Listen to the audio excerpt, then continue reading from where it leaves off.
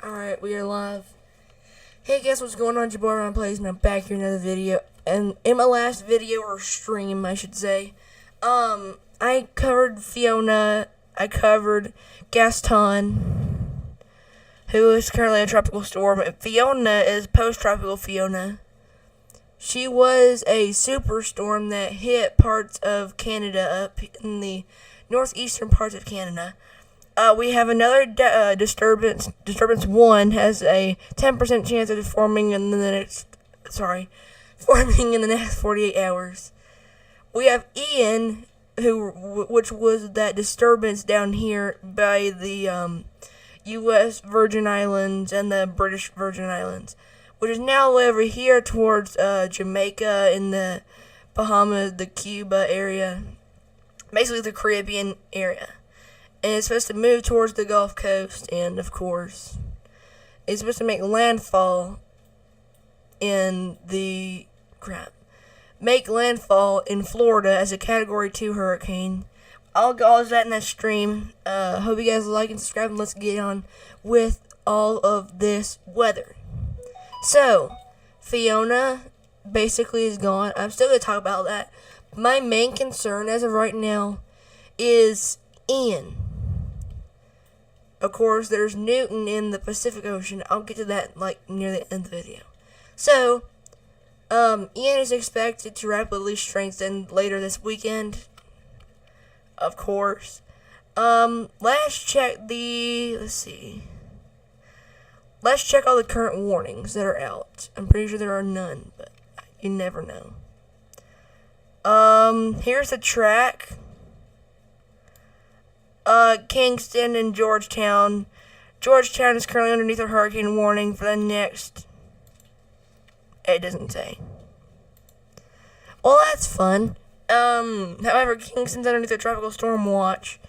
This is Ian's path. It's expected to make a curve towards near Tampa, Jacksonville, Orlando, Naples, the whole Florida Panhandle. Potentially maybe parts of Alabama and Georgia, and it could move directly through Alabama, Georgia, South Carolina, North Carolina, into Virginia, and maybe even Maryland. At this current moment, I am not aware. We will get some news about this further into the weekend and into next week. The total rainfall potential is very low-ish high. I don't really know. This is towards Miami and Tampa Bay. Of course, there's going to be a lot of rainfall. Now, it's not going to be like Fiona and the Turks and Caicos Islands in Bermuda, where it got 20 inches of rain, like Puerto Rico and all that. This is going to be a system somewhat like it, but there's a possibility that it may not be as strong as Fiona, but almost as strong as Fiona. The arrival of winds. So currently, I messed up. I'm sorry. Ian is currently a few miles away from Jamaica. By Monday a.m., it'll make landfall in Cuba, but there's a possibility it'll go beside and curve around Cuba, or just not hit it as hard as people were saying it will be. So, Sunday 2 a.m., the outer bands of Ian. I apologize. The outer bands of Ian will impact parts of Jamaica and Cuba. No, it's not. Anyway, sorry, I apologize about that. Let's see. So, Tuesday, 8 a.m. and 8 p.m., it'll make landfall in Florida and move up into Georgia by Wednesday, 8 a.m. Most likely, this is the path that the National Weather Service and the National Hurricane Center are predicting Ian will go. Now, moving on to... Who's going to get... Okay, next we're going to cover Fiona. These are the wind probabilities for parts of Canada. Now, this is the eye of Fiona. Well, not really even the eye of Fiona, because Fiona's no longer a hurricane. Go ahead, kitty.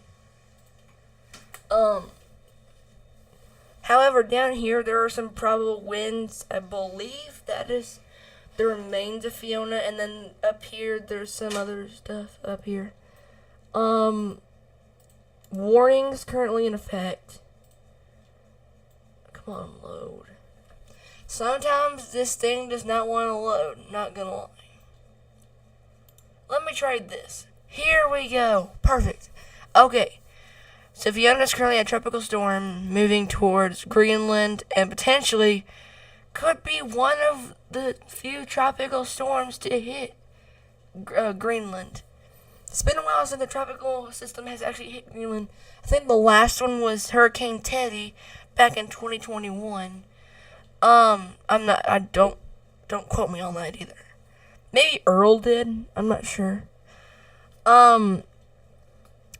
There are currently multiple warnings out for parts of northeastern Canada. By Tuesday 8 a.m., Fiona will be out of Canada completely. Maybe some remains will hit it, but that's not 100%. That's not 100% current at this moment. Next 3 days. Well, this is the full forecast. Basically, the next 3 days and the full forecast is basically the same. Let's see.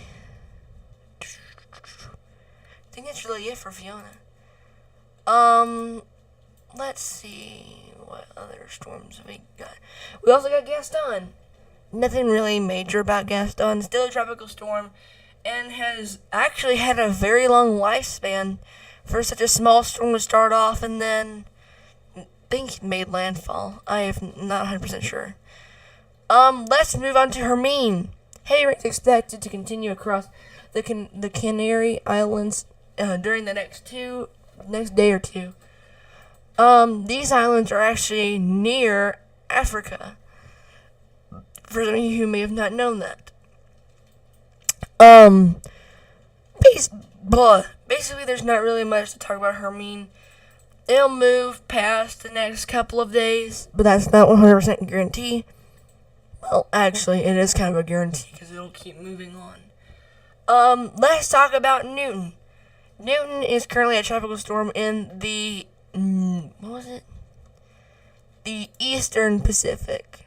Currently a tropical storm. Wind gusts up to 40 miles an hour. Current central pressure is 1,004 millibars. It is currently moving at 8 miles an hour at this time. The Central Pacific is kind of quiet. Hawaii, you are perfectly safe if y'all are concerned about this. To me, this disturbance out in the Eastern Atlantic Ocean is not really a big concern to me. Showers and thunderstorms remain disorganized in association with a broad area of low pressure located several hundred miles west-southwest of the Cabo Verde Islands. No clue where that's at. I'm assuming it's these islands over here. But yeah, I am not really such a geography kind of guy. Just being honest. Let's see. I think that's it. But Canada, you guys were in my prayers. Y'all got hit extremely hard by Fiona. If anybody's in the path of Ian, my prayers are also with y'all.